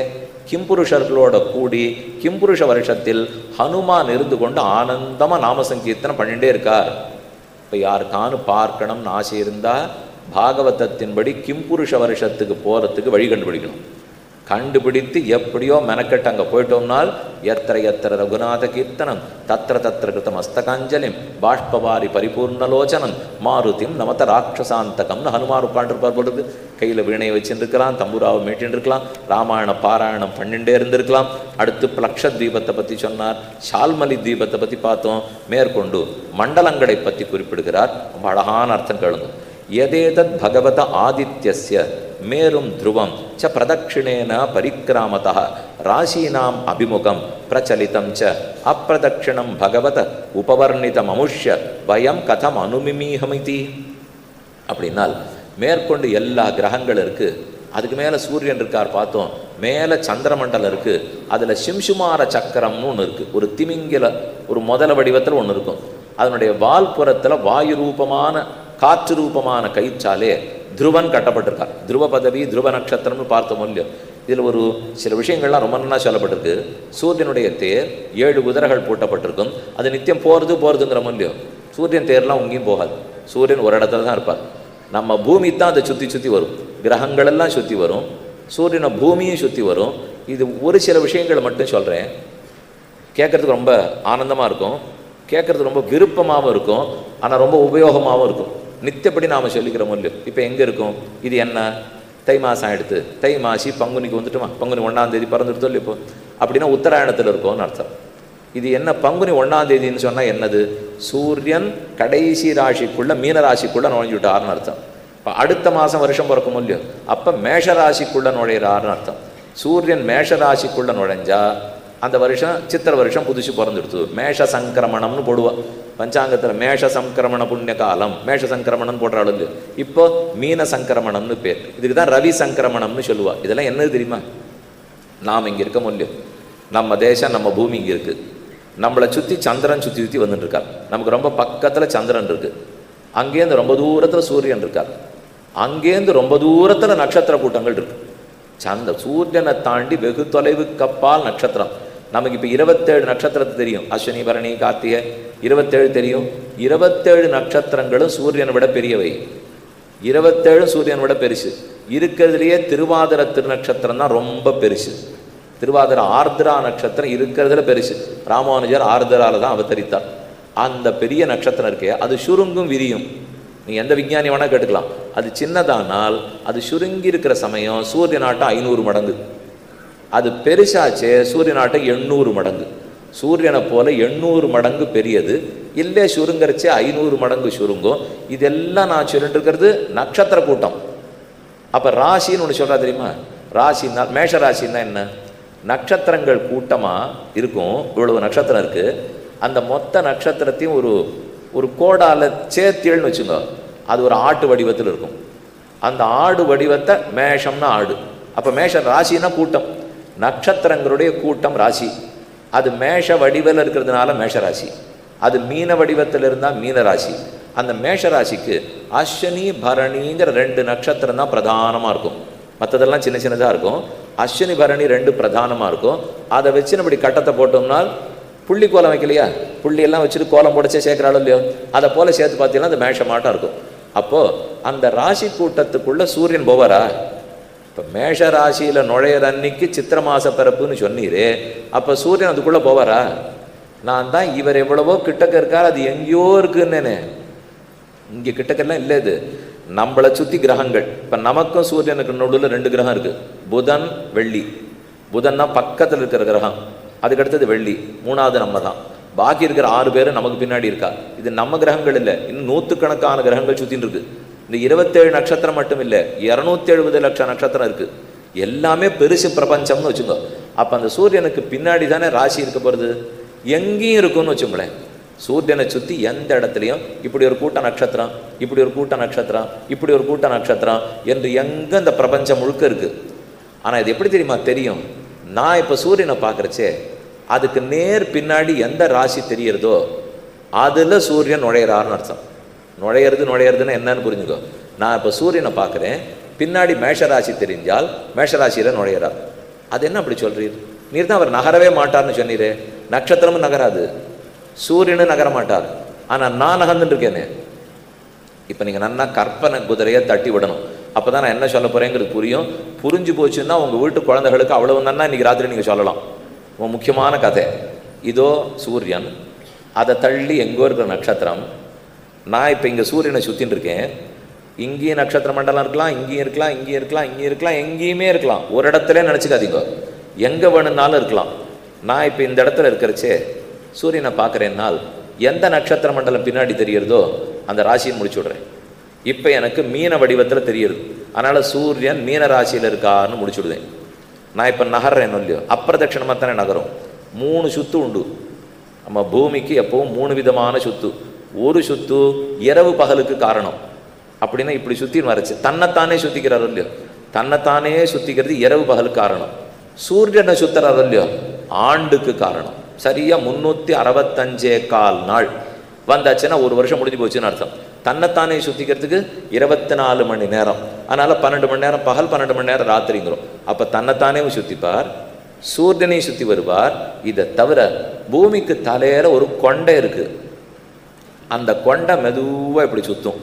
என்னன்னு புரியறதுக்கு சொல்கிறேன். பம்பரம் விட்டுருக்கீழோ இல்லையோ, சாமி என்னது நீர் பாகவத புராணம்னு சொல்லிட்டு இப்போ ஏதோ கடைசியில் பம்பரம் விடுறதை பற்றினா இருக்கட்டுமே. எதுவாக இருந்தாலும் சின்னதாக இருந்தாலும் புரிஞ்சுக்கிறதுக்கு உபயோகப்படுத்துதுன்னா எடுத்துப்போம், ஒன்றும் தப்பு இல்லையே. பம்பரத்தை சுற்றி விடுங்கோ, ஓங்கி சாட்டையால் அடித்து பூமியில் அடிங்கோ. தானே சுற்றிக்கிறதா பம்பரம், அது முதல் சுத்து. ஒரு வட்டம் சுற்றி வருதா, அது 2வது சுத்து. நிற்க போகிற சமயத்துக்கு தலை மட்டும் இப்படி ஆடுமா, இந்த கடைசி அப்படி சுற்று தலை. அப்போ இப்படி சுற்றிக்கிறதுனாலே எங்கே சூரிய வெளிச்சம் பண்ணுறதோ பகல், எந்த பக்கம் படலையோ ராத்திரி. அப்போ தன்னைத்தானே சுற்றிக்கிறதுனால 24 மணி நேரம் முடிவெடுத்தா இப்படி சுற்றி வருதோ இல்லையோ. அப்போ இங்கேருந்து நான் பார்க்குறச்சே மேஷராசி பின்னாடி தெரிஞ்சுதுன்னு சொன்னால் பகலில் தெரியாது. ஏன்னா சூரியனுடைய ஒளியை தாண்டி எப்படி நட்சத்திரம் தெரியும், ராத்திரி தான் எதையுமே பார்க்க முடியும். அப்போ அந்த சூரியன் இப்போ இல்லை, பார்க்குறேன், ராசி தெரியறது அப்படின்னுட்டாலே மேஷராசின்னு அர்த்தம். நான் கொஞ்சம் நகர்ந்தேன் இல்லையோ, நகர்ந்துட்டு இப்போ சூரியனை பார்க்குறேன். பார்த்தா அந்த மேஷத்திலேருந்து அடுத்த ராசி ரிஷப ராசிக்கு வந்துடும். எதுவும் வராது, இந்த இடத்த ரிஷப ராசி இருக்கும். நாம் பார்த்தா ரிஷபத்துக்கு நேரம் தெரியும், அவ்வளோதான். கோட்டை மட்டும்தான் நீங்கள் மாற்றிக்கணும். நாம் இப்படி நகர்ந்தோம் இல்லையோ, இப்போ பார்த்தா ரிஷபம் தெரியும். நான் நகர்ந்தேனோ இல்லையோ, கன்னி தெரியும். நான் நகர்ந்தேனோ இல்லையோ, மீனம் தெரியும். இது எப்போ தெரியும்னால் சரியாக ஒவ்வொரு மாதம். அப்போ நான் ஒரு தரம் பார்க்குறச்சே இது மேஷராசியில் இருந்தால் மேஷராசிலேருந்து அடுத்தது ரிஷபராசி தெரியறதுக்கு 30 நாள். அதைத்தான் மறுபடியும் வைகாசி மாதம் பிறந்ததுன்னு சொல்கிறேன். அடுத்தது ஆனி பிறந்ததுன்னு சொல்கிறேன். அடுத்தது ஆவணி பிறந்ததுன்னு சொல்கிறேன். திரும்ப சரியாக ஒரு தரம் முழுக்க சுற்றி வந்துட்டேன்னா மறுபடியும் மேஷராசி வந்துடும். வந்தால் மேஷ சங்கிரமணம், வருஷம் பிறந்துடுத்துன்னு சொல்லிடுவோம். இப்போ 2 சுற்று முடிஞ்சுதா, தன்னைத்தானே சுற்றிக்கிறது தெரிஞ்சுனுட்டு இதுக்கு நடுவில் நம்மளை பக்கத்தில் சந்திரன் சுற்றிகிட்டே இருக்காரோ இல்லையோ, அந்த சந்திரனுக்கு நேர் பின்னாடி எந்த நட்சத்திரம் தெரிகிறதோ சந்திரன் அந்த நட்சத்திரத்தில் இருக்காருங்கிறத அப்போ தான் சொல்கிறேன். ஏன்னால் சந்திரனை வச்சுன்னு ஒரு பஞ்சாங்கம் இருக்குது. நம்ம பார்த்துன்னு இருக்கிறதுலாம் சூரியனுடைய சாரத்தின்படி பஞ்சாங்கம். ஆனால் சந்திரனை வச்சுன்னு ஒரு பஞ்சாங்கம் இருக்குது, சாந்திரமானம்னு பேர். இந்த சந்திரன் நம்ம பூமியை சுற்றி வர்றாரு பாருங்க, அதுக்கு 29.5 நாள், 29 நாள் அரை நாளும், 29.5 நாளில் பூமியை ஒரு தடவை சுற்றி வந்துடுவார். அப்போ நானும் சுற்றிண்டு சந்திரன் என்ன சுற்றுறார், அந்த சந்திரனுக்கு நேர் பின்னாடி ராத்திரி எந்த நட்சத்திரம் இன்னைக்கு தெரிகிறாரோ சந்திரன் அந்த நட்சத்திரத்தில் இருக்காருன்னு அர்த்தம். அப்போ 27 நட்சத்திரங்கள்லையும் அவர் வந்துடுவார்னா அவர் நட்சத்திர மண்டலத்துக்கே போக மாட்டார். நான் இருக்கிற இடத்துலேருந்து சந்திரனுக்கு பின்னாடி எந்த நட்சத்திரம் தெரிகிறாரோ அந்த நட்சத்திரத்தில் சந்திரன் இருக்காருன்னு நான் வச்சுனுடுறேன். இதையும் பக்கத்தில் ஞாபகம் வச்சுக்கோ. அதனால தான் சாந்திரமானத்திலே நாட்காட்டி பஞ்சாங்கம் 354 நாள். ஆனால் நம்ம சௌரமானத்தில் பஞ்சாங்கம் 365 நாள். என்ன வித்தியாசம்னா 29.12 வேகமாக கணக்கு தெரிஞ்சுவா போட்டு பாருங்க. 29.12 354 365 இந்த 2 வருஷத்துக்கு வித்தியாசம் இருக்கு பாருங்க. அதனால தான் பங்குனி மாசத்துல சம்பத்சராதி யுகாதின்னு கொண்டாடுறோமே இல்லையா. அந்த யுகாதி கொண்டாட்டம்னா தெலுங்கு கொண்டாட்டம். ஆந்திர தேசத்துக்கும் கர்நாடக தேசத்துக்கும் சாந்திரமானம், கேரளத்துக்கும் தமிழகத்துக்கும் சௌரமானம். இதுதான் இதெல்லாம் வித்தியாசம். எல்லாமே ஆச்சரியமான ஜோதிஷ சாஸ்திரம். இதில் ஒன்றும் குழப்பறதுக்கோ இந்த மாதிரி புஸ்தகத்தில் போட்டிருக்கோன்னு இல்லை. இப்போ நேர கண்ணால் எல்லா நட்சத்திரத்தையும் பார்க்கலாம். இது என்ன சொல்ல வந்தேன், இப்போது 2வது சுற்று முடிஞ்சு போச்சு. சூரியனை சுற்றி வந்தது, அப்போ 1 வருஷம் எடுத்து இந்த கொண்டை மட்டும் சுற்றுன்னே. அதனால எவ்வளோ பெரிய காரியம் நடக்கிறது தெரியுமா. 26,000 வருஷத்துக்கு ஒரு தரம் தான் அந்த கொண்டை பழைய இடத்துக்கு வரும். ஏன்னா இது இருக்கிறதுலே பெரிய சுத்தம் இல்லையோ. 25,920 வருஷம். அது என்ன கணக்குனால் 2160 வருஷம். 2160 வருஷம் அந்த கொண்ட மேஷராசியில் இருக்கும். 2160 வருஷம் கொண்ட ரிஷபராசியில் இருக்கும். அப்போ 2160 12ஆல் பெருக்குங்க, பெருக்கினா 25,920 வருஷம், கிட்டத்தட்ட 26,000 வச்சுக்கோ. இதைத்தான் பஞ்சாங்கத்தில் அயனாம்சம்னு போட்டிருப்பா. நீங்கள் எடுத்து பார்த்தீங்கன்னா பேசினா தெரியும். அயனாம்சம்ங்கிறாலே அது இந்த 26,000 வருஷம். அதனால என்னன்னால் இப்போ சித்திரை 1 நம்ம கொண்டாடிட்டு இருக்கோம் இல்லையோ. இது எப்போ தெரியுமா ஆரம்பிச்சது? 2445 இது முடிஞ்சு போயிடும். அதுலேருந்து 2160 கழிச்சுங்க, கிட்டத்தட்ட 285. இப்போ நம்ம 2019 இருக்கோமா, 285லேருந்து கணக்கு சரியாக போட்டுங்க. அதுலேருந்து 2445 வரை இது மேஷராசியில் இருக்குது. அதுக்கப்புறம் ரிஷபராசிக்கு போயிடும், அதுக்கப்புறம் அடுத்த ராசிக்கு போகும். ஆனால் அப்போ அந்த 2445 வந்ததுன்னு வச்சுங்க, நம்ம சித்திரை மாதம் 1ஆம் தேதி அன்னைக்கு வருஷ பிறப்பு கொண்டாட முடியாது. அப்போ இருக்காது அது. அப்போ இருக்க சுவாமி அப்போ மாறிடுமானால் கண்டிப்பாக மாறும்னா அப்போ மாற்றத்தான் மாற்றுவா. முன்னாடி மாற்றிருக்காளானால் அந்த 285ன்னு சொன்னேனே, அப்போ வராகமிகிரர் மாற்றி வச்சு இனிமே சித்திரை 1 கொண்டாடுங்கோன்னு எழுதினார். நாம் அந்த சித்திரை 1லேருந்து இப்போ நகர்ந்துட்டோம் தெரியுமோ. உண்மையாக சித்திரை 1 அன்னைக்கு சங்கிரமணம் இல்லை, தள்ளிடுத்து. ஆனால் தள்ளினாலும் இப்போ நம்ம ஏன் வருஷ பிறப்பை கொண்டாடிட்டு இருக்கோம்னால் அதுக்குன்னு வருஷம் வருஷ பிறப்பை மாற்றிருந்தா அது முடியாதுங்கிறதுக்காக இந்த 2160 வருஷமும் ஒரே நாளில் கொண்டாடிப்போம். இது முடிஞ்சு போச்சுன்னு வச்சுங்க, நாளை மாற்றிடுவோம். அது முடிஞ்சுதான் நாளை மாற்றிடுவோம். யார் மாற்றுவார்னால் வராகமிகிரராட்டம் ஒருத்தர் வருவார், வந்து அவர் தான் நாளை மாற்றி ஆகணும். இப்போ அப்போ இதெல்லாம் நீங்கள் ஜோதிஷக்காரால்கிட்ட பேசி பாருங்க. ஓஹோ, இதுக்கு நம்ம வாழ்க்கைக்கு அவ்வளவு நெருங்கின தொடர்பான்னு தெரிஞ்சுப்போம். கண்ணுக்கு நேரம் பார்க்கலாம். இப்போ நம்ம உட்காண்டிருக்கேன், இது கிழக்கு பக்கம் தானே இருக்கணும். இப்போ கல்யாண மண்டபங்கிறதுனால சொல்கிறேன், ஏன்னா இப்படி தான் மேடை வச்சுருக்கா. இது கிழக்கு பக்கம். மேற்க தானே சூரியன் அஸ்தமிப்பார். சூரிய அஸ்தமனம் மேற்கே. இந்த மேற்க நேராக பாருங்க. மேற்க பார்த்து சூரியன் தெரியணும். அதுக்கு முன்னாடி அதே நேர்கோட்டில் சந்திரன் இருக்கார். இருந்தால் அன்னைக்கு அமாவாசை. என்னைக்கு நம்ம நேர்கோட்டில் சந்திரன் தெரிஞ்சு சூரியன் தெரிகிறார்னு வச்சுக்கோ. தெரியறான்னா எப்போ தெரிவார்? சாயங்காலம் அஸ்தமிக்கச்சே பார்க்கணும். அப்போ ஒரே நேர்கோட்டில் சந்திரனும் சூரியனும் இருப்பார். அன்னைக்கு அமாவாசைன்னு வச்சுக்கோ. திதினா என்ன? அமாவாசைக்கு எடுத்தது பிரதமைக்கு எடுத்தது தித்தியைக்கு எடுத்தது திருத்தீய. இந்த ஒவ்வொன்றும் என்ன வித்தியாசம் தெரியுமா? 13 டிகிரி வித்தியாசம். 13 உங்களுக்கு புரியாதுங்கிறதுக்காக ஆங்கிலத்தில் ஒரு வார்த்தை சொல்கிறேன், இல்லைன்னா சொல்லியிருக்க மாட்டேன். இல்லைன்னா அது என்னதுன்னே புரியாது. இப்போ கோணம்னு சொல்கிறோம் இல்லையோ, இந்த கோணம் என்னன்னால் சூரியனுக்கும் சந்திரனுக்கு இருக்கிற கோணம் தான் திதி. சூரியனுக்கும் சந்திரனுக்கும். இப்போ அமாவாசை அன்னைக்கு சூரியனுக்கும் சந்திரனுக்கு என்ன கோணம் இருக்கும்? 0, ஒன்றுமே இருக்காது. பிரதமை அன்னைக்கு இந்த சந்திரன் 13 கோணம் மேலே போடுவார். சந்திரன் சூரியனிடத்துலேருந்து 13 கோணம் மேலே போவார். தித்திய அன்னைக்கு 26, அதுக்கப்புறம் திருத்திய அன்னைக்கு 39, இப்படியே போய் 180ன்னு வரணும் இல்லையோ. 15ஆம் நாள் அன்னைக்கு 180ன்னு வரச்சே பௌர்ணமி. அன்னைக்கு என்ன இருக்கும்? மேற்கே சூரிய அஸ்தமனத்தும் போது பார்க்குறச்சே நேர சந்திரன் தெரிஞ்சு அதுக்கு பின்னாடி நேர சூரியன் இருந்தால் அமாவாசைன்னு சொல்லிட்டேன். அமானா அருகில்னு அர்த்தம். அருகில்னா சூரியனும் சந்திரனும் ரொம்ப அருகாமல் அன்னைக்கு தானே இருக்கா. 180 கோணம் வந்த அன்னைக்கு ரொம்ப தூரத்துக்கு படுவாளே. அன்னைக்கு இந்த பக்கம் சூரியன் இருப்பார். சூரிய அஸ்தமனத்தின் போது பார்க்குறச்சே நேர இங்கே சந்திரன் இருப்பார். அப்போ இங்கேருந்து மொத்தம் இந்த பக்கம் வந்துட்டாரோ இல்லையோ, அதைத்தான் ஒரு பட்சம் 15 நாள்னு சொல்கிறோம். அப்போ அமாவாசையிலேருந்து பௌர்ணமி அன்னைக்குன்னா இவ்வளோ தான் வித்தியாசம். இது எதையும் நீங்கள் புஸ்தகத்தை பார்த்து குழப்பிக்கவே வேண்டாம், கண்ணால் நேராக பார்த்து தெரிஞ்சுக்கலாம். அதனால் ஜோதிஷ சாஸ்திரம்ங்கிறது ஏதோ குழப்பமாக்கும், ஆளுக்கு ராத்திரி படுத்துன்னு கற்பனையில் எழுதி வச்சுட்டதாக்கான்னு நினச்சிக்க வேண்டாம். கண்ணுக்கு நேரம் ஆகாயத்தில் என்ன நடக்கிறதோ அதைத்தான் பஞ்சாங்கத்தில் ரொம்ப அழகாக எழுதி வச்சிருக்கா. அப்போது இத்தனை கோலங்கள்லாம் இருக்குது. 2160 ஆண்டுக்கு ஒரு தரம் அப்படியே அந்த தலையில் இருக்கிற கொண்டை சுற்றி வருது. இந்த திதிகள்லாம் மாறுறது. சந்திரன் எந்த நட்சத்திரத்துக்குள்ளே இருக்காருன்னு சொல்கிறோம், சூரியன் எந்த ராசிக்குள்ளே புகுந்திருக்காருன்னு சொல்கிறோம். 3 விதமான சுத்துதல்கள் பூமிக்கு இருக்கு. இப்போ எல்லாம் இந்த இடத்துல விளக்கப்பட்டிருக்கு. இப்போ நான் எல்லாத்தையும் ஸ்லோகமாக வாசிக்கலையே தவிர இப்படித்தான் பூகோளத்தை நம்ம பெரியவர்கள் சொல்லியிருக்கா. அதை புரிஞ்சு ஞாபகம் வச்சுக்கிறதுக்காக சூரியன், அதுக்கு சக்கரம், அதுக்கு ஒரு சக்கரம், அதுக்கு 7 குதிரைகள் பூட்டியிருக்கும், அது இங்கிருந்து அங்கே போகும். எவ்வளோ தெளிவாக சொல்கிறா தெரியுமா? அந்த சூரியன் நகர்றச்சே பகலாக நீள்ற நாள் உண்டு, ராத்திரி நீள்ற நாள் உண்டு. இப்போ இன்னைக்கு கார்த்தால எப்போ போட்டிருந்தா? பஞ்சாங்கத்தை பார்க்கணும், முதல்ல வாங்கணும். பஞ்சாங்கத்தை வாங்கி நித்தியப்படி எடுத்து பார்த்தால் சூரியோதயம் 6:26 அப்படின்னு போட்டிருக்கோம். அப்படின்னு என்ன? 6:26க்கு தான்னா நாள் சுருங்கிறதுன்னு அர்த்தம்.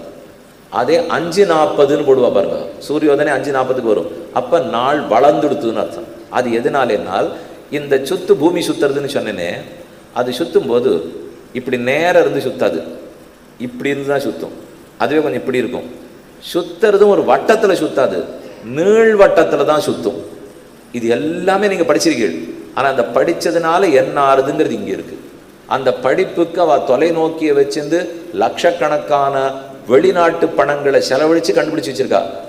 எதுவுமே இல்லாமல் பகவத் அனுகிரகத்தால் அழகாக இங்கே எழுதி வச்சிருக்கா. அங்கே இருக்கிறது அப்படியே தான் இருக்குது, இங்கே இருக்கிறது அப்படியே தான் இருக்குது. அப்போ அந்த சுத்தமாக ஒரு கோணம் மாறாமல், கிரகணம்ங்கிறது என்ன, என்னமோ நீங்களாம் கிரகணம் தீட்டு துப்பல் அழுக்கு எல்லாத்தையும் நினைங்கோ அதெல்லாம் உண்மையாக சாப்பிடக்கூடாது, 6 மணிக்கு சாப்பிடக்கூடாதுங்கிறீரே, என்னது கிரகணம் தெரியுமா? நம்ம சொல்கிறது பாம்பு பிடிக்கிறது, ராகு கேத்து பிடிக்குங்கிற மூல்யம் நிஜம், சந்தேகமே வேண்டாம். கிரகணம் எப்போ வரும்? பௌர்ணமி அன்னைக்கோ அமாவாசை அன்னைக்கோ தானே வரணும், வேற நாள் வராது. அதில் பௌர்ணமி அன்னைக்கு சந்திர கிரகணம் வரும், அமாவாசை அன்னைக்கு சூரிய கிரகணம் வரும். ஏன் சூரிய கிரகணம் வருது? மேற்க பார்க்குறேன், சூரியனுடைய மொத்த ஒளியும் சந்திரன் பேரில் பட்டுடுத்து, அதனால் அந்த ஒளி எனக்கு வரல, எனக்கு வர வேண்டிய ஒளியை அப்படியே சந்திரன் தடுத்துட்டதுனாலே அவருடைய இந்த பக்கம் நான் இருக்கேன்னு இல்லையோ, அதனால சந்திரனே தெரியல. ஒரு சூரியன் அந்த பக்கம் இருந்து ஓஹோன்னு ஒளியை பாய்ச்சிட்டோமே, அப்போ அந்த வஸ்துவே எனக்கு இருட்டா தானே தெரியும். அதை போலத்தான் இந்த பக்கம் எனக்கு சந்திரன் இருட்டா இருக்கார். இதே பௌர்ணமி அன்னைக்கு அந்த பக்கம் போய்டுறாரு இல்லையோ, அன்னைக்கு தான் எனக்கு சூரிய கிரகணம் ஏற்பட போகிறது. இந்த கிரகணம் துல்லியமாக எப்படி பஞ்சாங்கத்தில் கணிக்கிறார்? லட்ச கோடிக்கணக்கில் செலவழித்து கிரகணத்தை கண்டுபிடிச்சு விஞ்ஞானிகள் சொல்கிறா. எங்கேயோ கும்பகோணத்திலேயோ ஸ்ரீரங்கத்திலேயோ சென்னையிலையோ எங்கேயோ உட்காந்து நிமிஷம் வினாடி சுத்தமாக இவ போடுறா. ஸ்பர்ஷம் எத்தனை மணிக்கு, மத்தியம் எத்தனை மணிக்கு, விடுறது எத்தனை மணிக்கு என்ன தெளிவாக எழுதுறாள். எப்படி எழுதுறா? அவளுக்கு அது கணக்கு வச்சிருக்கா. இந்த சூரியனோட பார்க்குற மூல்யம், அதோட ராகு கேத்து கிரகங்கள் இருக்கும் இல்லையோ, கிரகம்னா அது பூமி ஆட்டம் புதன் ஆட்டம் செவ்வாய் ஆட்டம் கிரகம் இல்லை. ராகு கேத்துங்கிறத சாயா கிரகம்னு தான் ஜோசியக்காரர்களே சொல்லுவா. ஆனால் நீங்கள் பார்த்துனாலும் அது கிரகம் தெரியாது. ஆனால் அது என்ன தெரியுமா? பூமிக்கு ஒரு தட்டு இருக்குது, சூரியனுக்கு ஒரு தட்டு இருக்குது. இந்த பூமி சூரியனை சுத்துறாரோ இல்லையோ, இந்த தட்டு அந்த தட்டும் ஒரு கோட்டில் மோதும். அந்த மோதுற இடத்துல ரெண்டு சந்திச்சுக்கிற ஒரு புள்ளி இருக்குது. அந்த புள்ளி தான் ராகு, அந்த புள்ளி தான் கேத்து. அப்படின்னா அது கற்பனை புள்ளி. அவ்வளவு. என் பூமத்திய ரேகை கற்பனை தான் தெரியுமா? யாரான ஒருத்தர் போய் பூமத்திய ரேகைன்னு கோடு போட்டு வச்சிருக்காங்கன்னா பூமியில ஒன்றும் கிடையாது. அதே இப்போ வடக்க அக்ஷரேகை தீர்க்க ரேகை ஒன்றும் இல்லை, எல்லாமே கற்பனை கோடு. விஞ்ஞானமே அதை கற்பனை கோடுன்னு தான் சொல்றது. அந்த கோட்டை போலத்தான் இது, ரெண்டுத்துக்கும் சந்திச்சுக்கிற ஒரு புள்ளி. எப்போ பூமி நகர்ந்துட்டே இருக்கோ அந்த சந்திக்கிற புள்ளி நகரும் இல்லையா? ரெண்டு தட்டு சந்திக்கிறது, பூமி மட்டும் நகரும், சூரியன் நகராது. அப்போ அந்த புள்ளி நகரணுமா? அதனால ராகு கேத்து நகர்றார்னு தோணும். அந்த புள்ளி நகர்றதுனால நகருவார். அந்த புள்ளிக்கும் சூரியனுக்கும் என்னைக்கு சம்பந்தம் வருதோ அவருக்கு அருகில வர்ற அன்னைக்கு தான் கிரகணம் வரும். அப்படின்னா ராகு கேத்து சம்பந்தம் இருக்கா இல்லையா? அப்போ நாம ஏன் ராகு கேத்துன்னு சொல்றோம், விஞ்ஞானம் ஏன் அப்படி சொல்றதுன்னு புரிஞ்சுங்க. ராகு கேத்து சம்பந்தம், அந்த புள்ளி சம்பந்தம் வந்தா தான் கிரகணமே வரும். இன்னொன்று, பாம்பு பிடிச்சுன்னு தான் கிரகணத்தனி பாம்பு பிடிக்கிறதுங்கிறாலும் இல்லையோ. சந்திரனை பற்றி ஒரு பெரிய விஷயத்தை விஞ்ஞானிகள் ஒத்துக்கிறார். பூமியை சுற்றி சந்திரன் வராருன்னு சொன்னேனே, அவர் நேர சுத்த மாட்டார், அவர் பாம்பு வடிவத்தில் தான் சுற்றி வருவார். ஒரு பாம்பு இப்படி பூமி இருக்குது, சந்திரன் சுற்றுறாருனால் இப்படி சுத்த மாட்டார். இப்படி மேலே போய் பாம்பு எப்படி சுற்றி சுற்றி வருமோ அதை போலத்தான் சந்திரன் பூமியை சுற்றுவார். அப்போ பாம்பு வடிவத்தில் இருக்கிற சந்திரன் சுத்தல் இருக்கிறதுனாலே, ராகு கேத்து சம்பந்த சூரியனோட வந்தன்னைக்கு கிரகணம் வர்றதுனாலே நம்ம பெரியவர்கள் ஞாபகம் வச்சுக்கிறதுக்காக ராகு கேதுங்கிற பாம்பு சூரிய சந்திரர்களை பிடிக்கிறார்கள்னு சொல்லி வச்சிருக்கா. இவ்வளவுதான் விஷயமே தவிர நம்ம ஒன்றும் தப்பே பண்ணலையே, தெளிவாத்தான் எழுதி வச்சுருக்கோம். இப்போ அப்போ புராணங்களில் சொல்லப்பட்டதும் ஜோதிஷ சாஸ்திரமும் விஞ்ஞானத்தில் இருக்கிறது எப்படி ஒற்றுமையாக விட்டுக்கணும்னு நாம் முயற்சி பண்ணணும். இல்லைன்னா இத்தனை நாளாக இதை பார்த்து எழுதி வச்சிருக்காள் இல்லையோ, அன்னைக்கு தான் கிரகணம்ங்கிறோம். அதனால தான் அக்ஷர சுத்தமாக கிரகணத்தை கணிக்க முடியறது இவாளாலே. ஏன்னா வினாடியோட சொல்கிறாள், இத்தனை மணிக்கு பிடிக்கிறது, இத்தனை மணிக்கு விடுறது, எந்த ஊரில் தெரியும் எந்த ஊரில் தெரியாது, எல்லாமே இருக்கும் இல்லையோ. அப்போ பூகோளத்தை பற்றி ரொம்ப ஆச்சரியமாக விளக்கினார். சிம்சுமான சக்கரம், துருவ மகாராஜா அவனுடைய பதவி அங்கே இருக்குது என்று சொல்லி, அதுக்கப்புறம் கீழோகம், இதெல்லாம் மேல் லோகத்தை பற்றி பார்த்தோமா. கீழே இருக்கிறது நிறைய நரக லோகங்கள் இருக்குது, 21 நரகம் இருக்குங்கிறார். அசித்த பத்திரம்னு இருக்குது, ரூரு நரகம்னு இருக்குது, கும்பி பாக்கம்னு இருக்குது, கிருமி போகம்னு இருக்குது. இதெல்லாம் ஒவ்வொன்றும் ஒவ்வொரு பாபம் பண்ணவனுக்கு. இதெல்லாம் இந்த பேரெல்லாம் கொஞ்ச நாளாக கொஞ்சம் பிரசித்தமாகிடுது. முன்னாடிலாம் யாருக்கும் தெரியாது. ஏதோ பாகவதம் சொல்கிற அன்றைக்கி தெரிஞ்சுப்பா, விஷ்ணு புராணம் சொல்கிற அன்றைக்கி தெரிஞ்சுப்பா. அது திடீர்னு கருட புராணம் ஆகி அது ஒரே பிரசித்தம் அடைந்து இதுவாமேனால் நரகம்லாம் ரொம்ப நாளாக இருக்குது. நீங்கள் ஒன்று இப்போ தான் புதுசாக தெரிஞ்சுட்டு இருக்கீள் போல் இருக்குது. ஆனால் போயின்னு இருக்கிறவாளும் ரொம்ப நாளாக போயின்னு இருக்கா, ஒன்றும் புதுசாக போல. நரகமும் ரொம்ப நாளாக இருக்குது, போகிறவனும் போயிட்டு தான் இருக்கா. விம்சதி கணயந்தி நரகான் அநேக ஏகவிம்சதி கணயந்தி அததாம்ஸ்தே ராஜன் நாமரூப லக்ஷணதா. 21 நரகங்களை இங்கே சொல்லியிருக்கு, 25ன்னு கூட சொல்லுவா. யார் பெரத்தியாருடைய சொத்துக்கு ஆசைப்பட்டானோ அவன் தாமிஸ்ர நரகத்துக்கு போகிறான். யார் ஒருத்தன் தன் குடும்பம் நன்னா இருக்கணுங்கிறதுக்காக பரத்தியாரை கெடுத்துட்டானோ அவன் இதோ ரௌரவ நரகத்துக்கு போகிறான். அடுத்து யார் பொய் சாட்சி சொன்னானோ இதற்கு செல்லுகிறான், மகாரௌரவத்துக்கு போகிறான். யாரெல்லாம் உக்ர பசுவன் பக்ஷினோவா பிராணத்தை, பசுக்களையும் பட்சிகளுக்கும் யார் துன்பம் கொடுத்தானோ அவனெல்லாம் கும்பீபாக்கம்ங்கிற நரகத்துக்கு போகிறான். யஸ்துக பித்ரு விப்ர பிரம்மதுக்கு, பித்ருக்கள் தந்தை பிராமணன் பிரம்மம் அதாவது அடுத்து பசு இதுகளுக்கெல்லாம் சமம் கொடுத்தானோ அவன் தப்தகலம் தாமிரமயமான நரகத்துக்கு செல்கிறான், பாக்கண்ட நரகத்துக்கு போறார் என்று இன்னென்ன நரகம்னு சொன்னார். இது எல்லாத்தையும் கேட்டுண்ட பரீட்சத்துக்கு சுகரே நரகத்துக்கெல்லாம் போகிற வழியை பற்றி சொல்லிட்டீர், கொஞ்சம் சுருக்கமாக வெளியில் வர்ற வழியை சொல்கிறீரா? எனக்கே நன்னா தெரியும் போகிற வழி, இதுக்கு நீர் வேற சொல்லணுமா? நமக்கே தெரியும், போகிறதுக்கு நமக்கு வழியே காட்ட வேண்டாம், நல்லா நேராக போய் விழுந்துருவோம். அதுலேருந்து வெளியில் வர்றதுக்கு வழி தெரியுமானால் உண்டு. நாம சங்கீர்த்தனம் ஒன்று தான் கலியுகத்தில் நரகத்திலேருந்து வெளியில் வருவதற்கு வழி என்று 6வது ஸ்கந்தத்தினுடைய ஆரம்பத்தில் அஜாமிளோபாக்கியானத்தை சொல்லுகிறார். சுருக்கமாக 5 நிமிஷத்தில் சொல்லி முடிச்சுடுறேன். அதுக்கப்புறம் நாளைக்கு நிசிம்ம சரித்திரம் பார்க்கலாம். வேத பிரணிகிதோ தர்ம அதர்மஸ்தத் விபர்யா கான்யகுப்ஜே த்விஜ கஷ்டித் தாசீபதி ரஜாமிளா நாம்னா நஷ்ட சதாச்சார தாஸ்யா சம்சர்கதூஷிதா. கான்யகுப்ஜங்கிற தேசம், அந்த இடத்துல அஜாமிளன்னு ஒருத்தர் வாழ்ந்தார். நல்லவர், பிராமணன், வேதத்தை எல்லாம் ஓதினவர்.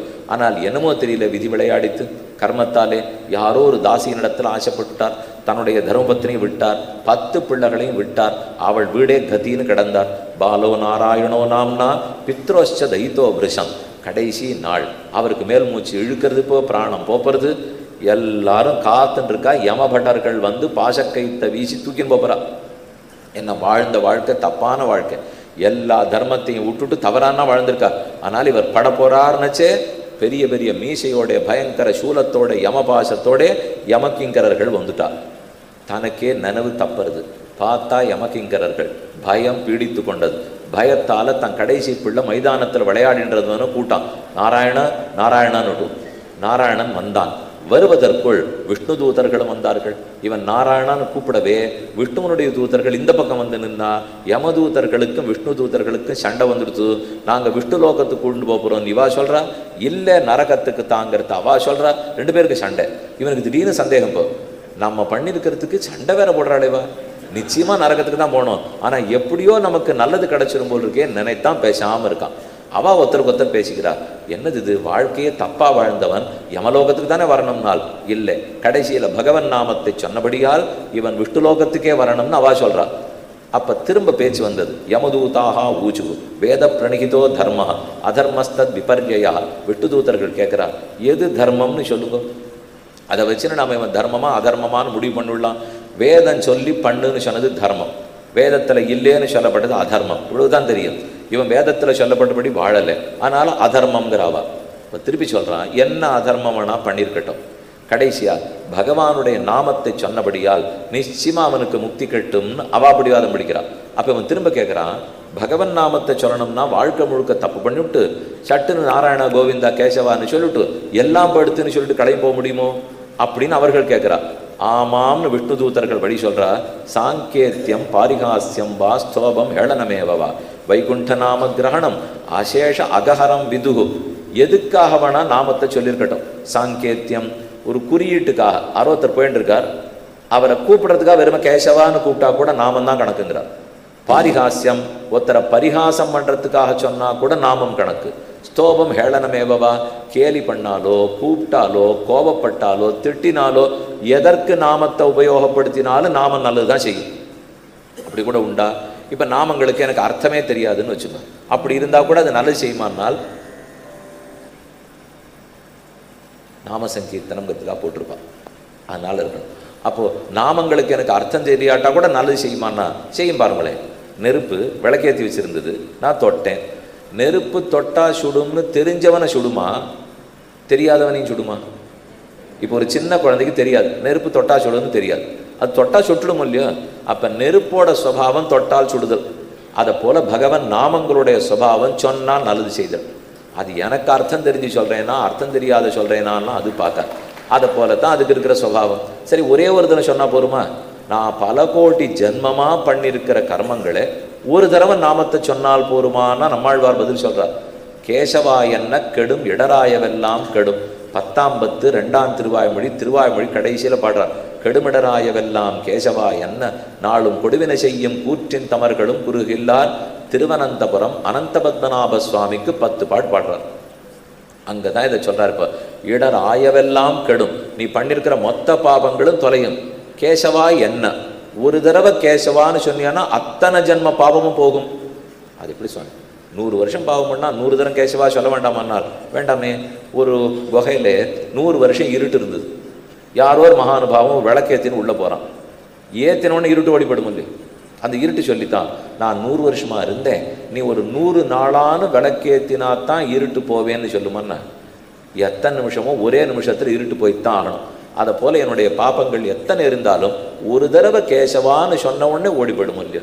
கேசவா வன் புருடோத்தமா கிளரிசோதியாய் என்ன பேசும் அடியவர்கள். பெரியாழ்வார் சாதித்தார், மற்ற ஆழ்வார் பாசனம்.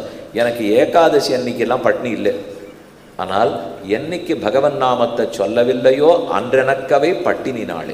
அன்னைக்கு தான் எனக்கு பட்டினி நாள். ஏகாதசி அன்னைக்கு நாமங்களை சொன்னால் நன்னா சாப்பிட்டேன்னு வரும். தப்பாச்சே சுவாமினால், இந்த சாப்பாடு சாப்பிடல, நாமங்கள்ங்கிற உணவை நான் சாப்பிட்ருக்கேன். அதனால் கண்டிப்பாக அஜாமலனை நாம் வைகுந்த லோகத்துக்கு தான் விஷ்ணு லோகத்துக்கு தான் கூண்டு போவோன்னு விஷ்ணு தூதர்கள் சொல்லிவிட்டா. யமதூதர்களுக்கு பயம் பிடிச்சு கொடுத்து நம்ம கடமையை ஆற்ற முடியாமல் தடுக்கிறாடைவா. நேர யமனிடத்திலேயே ஓடினான். அவன் போன உடனே அவன் பார்த்துட்டே இருக்கான்.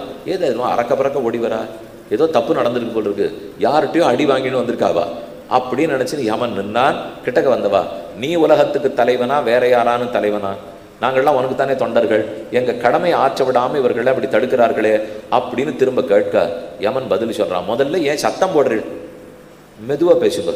ஏன்னா அவள் வாசல்லேருந்து கூவிட்டு வந்தாப்போ இதை போல் எங்களை சொல்லிட்டா தடுத்துட்டாளாக்க மட்டும். அவன் கிட்ட கூட்டு கேட்டான், எங்கே போயிட்டு வந்தீள்? இதுன்னு இப்போ அறக்க பறக்க. இப்போ அது ஒரு பக்தன் விஷ்ணு பக்தன் இருந்தால் அவனிடத்துல போயிட்டோம் ஓதப்பட்டுன்னு வரோம்னால் இனிமேல் அந்த பக்கமே போகாதீங்க.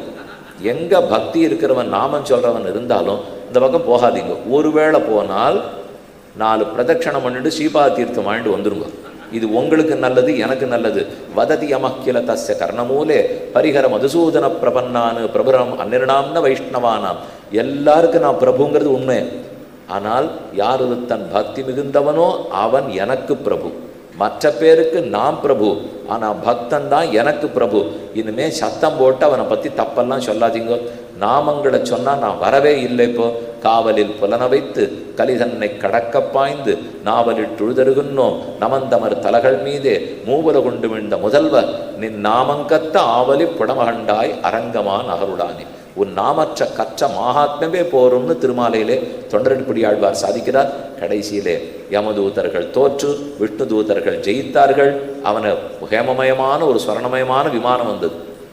ஹரித்வாரத்தில் கொண்டு போய் விட்டு வெகு நாட்கள் அவன் ஹரித்வாரத்தில் இருந்து கைங்கரியம் பண்ணிட்டு பரவதத்தை அடைந்தான்னு சரித்தம். இப்போ இதை பார்த்தா ஒரே ஒரு சந்தேகம் வரும். நம்ம குழந்தைகளே கேட்பா, அப்படின்னா எப்படி வேணா தப்பு பண்ணிட்டு நாராயணான்னு சொல்லிட்டு போயிடலாம் இல்லையா?